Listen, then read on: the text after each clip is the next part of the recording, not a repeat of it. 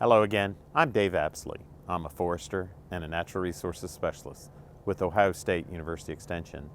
Today is January 24th. It's a relatively cold and breezy day, so this may be one of our shorter tree ID videos. But I'm joining you from Fairmont Cemetery here in Jackson, Ohio again, and I'd like to introduce you to Norway spruce. Norway spruce is also known as Picea abies. So it's obviously not native to Ohio. It's a native to Europe, but it's been widely planted throughout the state of Ohio and through much of the eastern part of the United States. You'll see it a lot in landscape settings like here in the cemetery. You'll also find old plantations in forested parts of the state where they tested it and tried it in those settings. And then it's also used in the Christmas tree industry. So how do I identify Norway spruce? Well, first of all, Norway spruce, like the other spruce, has individually attached needles. These needles are not quite as stiff as the Colorado blue spruce. They're about 1/2 to 1 inch in length. And like the other spruce, if we try to pull an individual needle off and roll it between our fingers, we're going to feel some sharp edges. So they tend to be angled needles, and when you roll them, you're going to have edges. So they're four-sided needles. They'll have a little stalk on the end and they'll come to a sharp point. These needles are very dark green in color, and each needle is attached to its own little section of twig.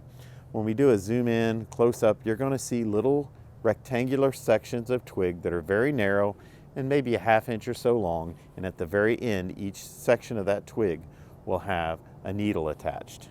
That twig is also somewhat orange in color. It's going to be a rusty kind of orange colored twig. It's going to have buds, and those buds often have scales that are what we call reflex. So they'll peel back. They almost look like a dried rose or a flower when those scales are peeled back or reflexed. Needles will be on the new growth. You'll find them further back on old twigs, and you'll see several years worth of needles hanging onto these branches. The branches are going to be kind of unique in that they curve upward. They almost look like a ski jump on a ski slope. So they curve upward at the tip, but then you'll have smaller, younger branches that are drooping down off of those branches. So in a distance, you're going to see this big branch with branchlets hanging off of it. A great ID characteristic for Norway spruce. Also, the cones are pretty obvious. They're pendulate, they hang downward. They can be up to about 6 inches in length. They're going to have fairly thin cone scales, and the seeds are probably already gone from here. They're light tan in color, and again, they can be up to about 6 inches in length. They'll persist through the winter, and then when we look around on the ground, you're going to see quite a few of these cones out there as well. This tree can get over 100 feet tall on a good site. It's not a very good self-pruner, so a lot of times you're going to see low branches hanging on for a long time. And the bark is kind of neat. To me, it looks similar to black cherry bark. It's going to be smaller plates or flaky plates, not quite as dark as black cherry, but it's going to be reddish and have a similar appearance, in my opinion. Again, it'll hang on to those old branches for a while. It's a fairly commonly used landscape plant, although we're seeing quite a few issues now with some foliar fungal diseases, and survival is a little tougher here now than it used to be. But you'll see it out there. Again, you'll see it occasionally in old plantations, and it has been used in the Christmas tree industry.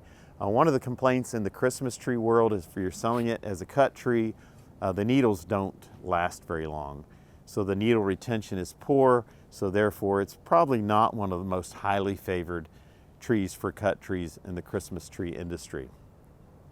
As I mentioned, it's planted pretty widely, and it can actually become a little bit invasive. It'll actually naturalize in areas where you've got lots of these planted, and you can occasionally find seedlings that are regenerating from these landscape specimens. So again, this is Norway spruce, Picea abies, a non-native plant that's been planted fairly widely in Ohio's landscapes. Thank you so much for your time, and please take at least part of your day to enjoy it in the woods.